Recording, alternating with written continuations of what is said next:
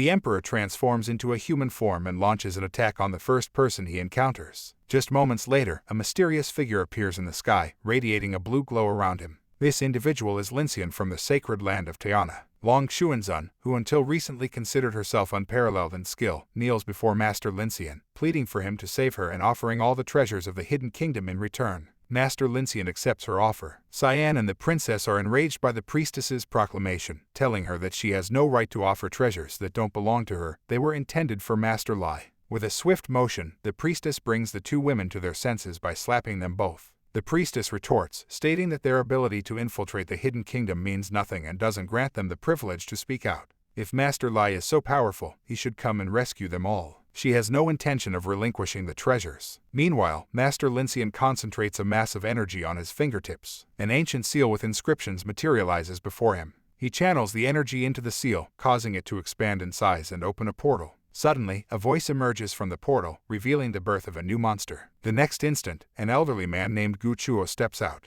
Master Lincian greets him with respect. The priestess is in disbelief, having never seen someone with such immense power. Especially notable is his sword. The sword of Elder Gu Chuo belongs to the most immortal being of the sacred Teana land. The blade houses the energy of this grand being. To perish by this blade is an honor. Gu Chuo launches his assault on the demon, channeling the sword's energy in the form of a dragon. The Demon King smirks with evident scheming. Suddenly, a rumble is heard, and a dark energy rises, taking the shape of a black dragon. Gu Chuo and the Demon King clash their energy beams, initiating a fierce battle. Gu Chuo reassures his disciple, asserting that the sword will easily defeat the demon. However, in the next moment, the dark energy engulfs Gu Chuo, weakening him severely. He is unable to comprehend the unfolding events as the Demon King consumes the powerful elder. Death seems inevitable, as even the elders of Teana seem incapable of defeating him. Watching the events unfold, the priestess is devastated, unable to fathom the elder's defeat. Stepping forward with confidence, the princess holds a painting she received from Master Lai. She believes her role in this world might not be the most significant, but there must be someone who is likely the true protagonist. The princess presents the rolled-up painting to the Demon King, who takes this gesture as an affront given his own abilities. The scroll begins to radiate a powerful energy stream, causing the princess's clothing to tear apart, revealing her form.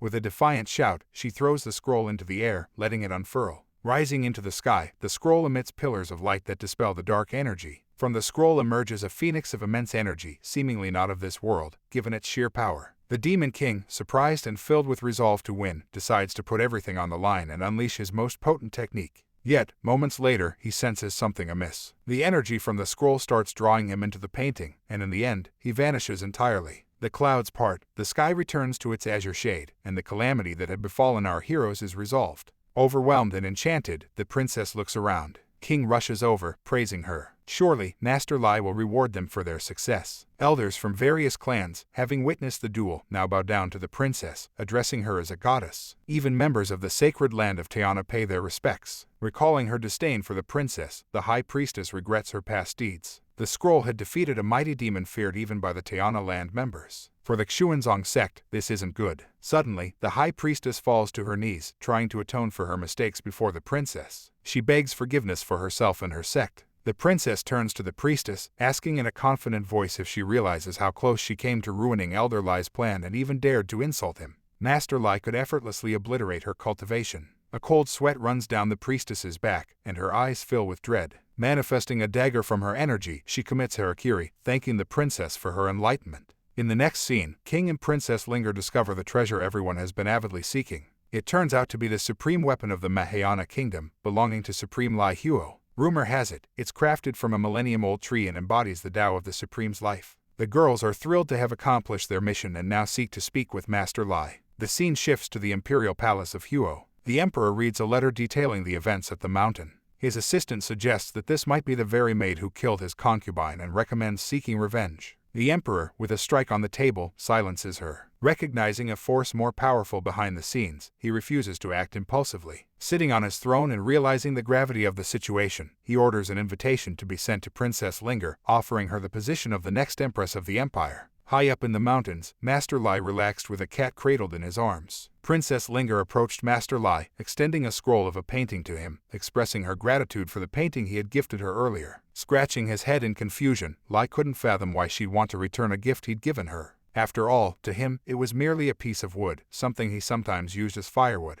The princess handed over a treasure to Lai. After examining it from various angles, Lai deduced that its material would be perfect for carving. He prided himself on his exceptional carving skills and believed he could craft a decent figure that might fetch a decent price. Little did Lai realize, everything he touched turned into a powerful artifact. Hearing Lai's casual remark about using scrolls as firewood, the trio present were taken aback. What was a treasure for some was mere kindling in the eyes of the master. In the next moment, Lai produced a carving knife, a gift from a system he adhered to, and its robustness made wood carving effortless. The elders present were left agape, never before having seen such a sharp blade. It seemed as if it could effortlessly slice through both the heavens and earth. As Lai began carving a figure of a house, everyone watching felt an extraordinary energy. One elder noted that the carved object's value soared instantly, surpassing even the highest treasures, all thanks to Master Lai's skills. Another elder was moved to tears, overjoyed at witnessing such a marvel in his lifetime. Upon finishing his wood carving, Lai handed the finished figure to his guests. Princess Linger was astounded, questioning if the masterpiece was truly meant for her. With heartfelt sincerity, the princess thanked Master Lai for the wondrous gift. But Master Lai had more surprises up his sleeve and presented additional ornaments for the two ladies. The elder felt a deep sense of gratitude for Master Lai's generous and potent gifts that would augment their cultivation levels for a lifetime. To Master Lai, however, these were ordinary tokens of appreciation. He suggested that as a gesture of gratitude, they could regale him with tales of the outside world. After all, he had seldom ventured beyond his village and yearned to learn more. Everyone began searching for deeper meanings in Master Lai's words, and the head of the sect surmised that Master Lai wanted them to be his eyes and ears. The next moment, they chorused their readiness to go through fire and water for the master, bowing to him in deference. Master Lai, as usual, was puzzled by their odd reactions, having merely asked them about the world. Saying that he needed to return to the mountain to paint, he took his leave. The sect members lingered for a while, and in the distance, Princess Linger spotted a bird resembling a crane. An enormous crane, indicative of high cultivation levels due to its immense size, flew past them, leaving the sect members in awe, their mouths and eyes wide open. Our heroes arrived at the celestial palace from which the massive crane had emerged and decided to venture inside.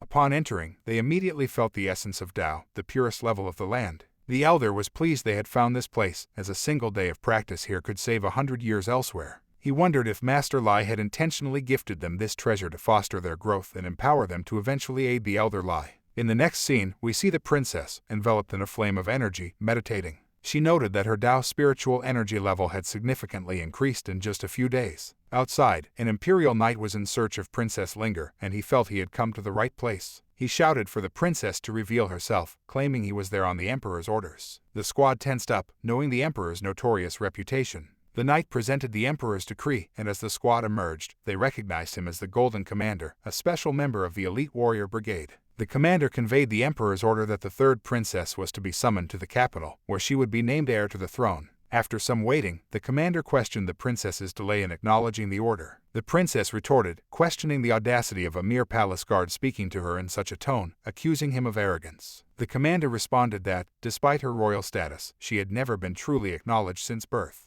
Most believed she was too weak to hold a high position in royal society. If she disagreed, she could challenge him right then and there. The commander warned her of his esteemed status as a grand cultivator of the cavern void and that even His Majesty had never dared to insult him. The princess was merely amused by his words, thinking that reaching his level wasn't much of an achievement. This left the commander in shock. Within moments, the princess appeared behind the commander, telling him that his prowess didn't impress her. At this, the commander's patience ran thin. He decided to punish her for her audacity and lunged at her. Effortlessly, she deflected his assault, channeled her powers, and to the commander's disbelief, since he remembered her as weaker, sealed him within a scroll. Holding the scroll, the princess declared that today was the day she'd avenge her mother's death. After the duel, the princess proclaimed that she knew Emperor Huo was ruthless. She believed he wouldn't just relinquish his throne without an ulterior motive, possibly a conspiracy. She suggested it might be best to end him and claim the kingdom for Master Lai. Her team unanimously backed her stance. The scene shifted to Emperor Huo. A maid informed him of the princess's recent actions and intentions towards him. With a stoic demeanor, the emperor mused that if they'd chosen this path, they shouldn't expect any aid from Master Lai. Ready for a confrontation, he inquired if there were any updates from the Xuan sect. Receiving a negative response, a palace guard suddenly rushed in, announcing that the princess had breached the palace, and none could hinder her progress. The emperor, perplexed, wondered aloud about the whereabouts of his entire army. The emperor's mistress, in a fit of rage, urged him to act and simply eradicate the princess. With a despondent look, the emperor remarked that this feud needed a resolution and opened the palace gates. Emerging, he addressed her, "My daughter, today you ascend as the queen of the Huo Empire. By then, Princess Linger and her entourage had reached the doorstep, with fallen palace guards scattered in their wake. Trying to placate her, the emperor sought reconciliation, carefully choosing words to dissuade the princess from violence. He reminded her that she would soon rule an entire empire and there was no need for bloodshed, urging her to recall her mother's teachings. At the mention of her mother, Princess Linger was consumed by rage, recalling that it was the emperor's actions that led to her mother's demise. The emperor, trying to elicit sympathy, reminisced about their carefree childhood days. He confessed that her mother was his one true love and she deeply loved him in return. He was adamant about proving the sincerity of his words. In that very moment, he suddenly grabs his mistress by the throat, admonishing her for not seeing this day coming. Throwing her to the ground, he reveals that she was the one who killed Princess Linger's mother. The emperor had long wanted to eliminate his mistress, but refrained to maintain the stability of the empire. Now, it was time for vengeance. The emperor removes his ruling robes, inviting Princess Linger to approach him to begin the coronation ceremony. However, Linger distrusts her father, sensing another deceit. She tells him to stop the charade, declaring her intention to kill him in retaliation for her mother's death. Realizing there's no longer a chance for negotiation, the emperor shows his true colors. He tells her that he gave her everything he could as a child and that she shouldn't blame him for his upcoming actions. He asks her if she understands why the Huo Empire remains the strongest on Earth. It's because it stands atop the power of the Earth's fire. For generations, the ancestors of the Huo royal family have guarded this power at the cost of their lives. Many have died on this land, and if one were to harness all the spiritual energy, it could kill even the immortal.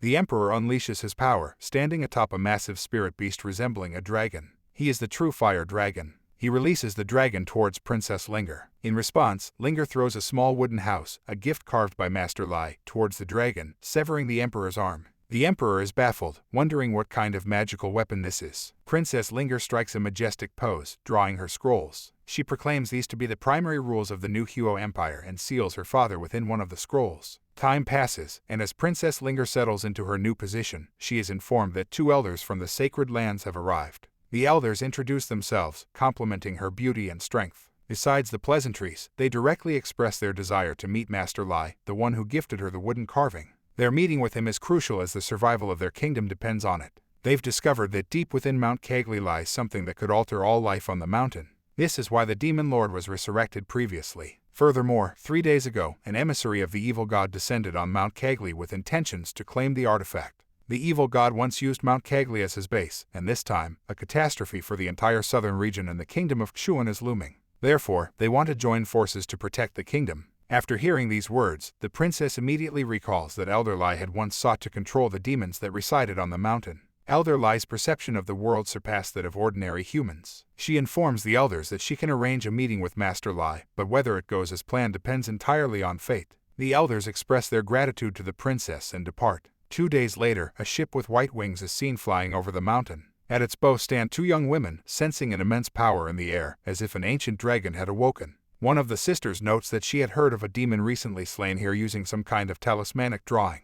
They wonder what sort of person could draw in such a way. As they traverse the mountain, they notice a glowing aura. They debate whether to approach it, with the younger sister identifying it as the aura of the sacred Tao feather. The elder sister is skeptical. In her knowledge, no living person could possess such magic. The younger suggests they investigate, and though the elder trusts her sister's skill in detecting energy sources, she worries it might be too perilous. They command their spiritual vessel to descend and decide to fly towards the source of the aura. At that moment, Master Lai is on the mountain, painting a picture of the sunset. The 2 women spot him and are astounded by the powerful spiritual energy emanating from his painting. They've seen many artworks, but this one surpasses them all. Master Lai notices the 2 women and requests introductions. With respect and a bow, the women introduced themselves, sharing that they were passing by, felt the immense aura from his paintings, and couldn't resist coming closer. Intrigued, Master Lai inquires if they can draw. He wonders if fate has brought them to him. The younger sister eagerly asks to inspect the painting closely, while the elder sister apologizes for her sibling's forward nature. In the next moment, Master Lai shows them the painting so closely that the energy emanating from it causes their clothing to rip apart.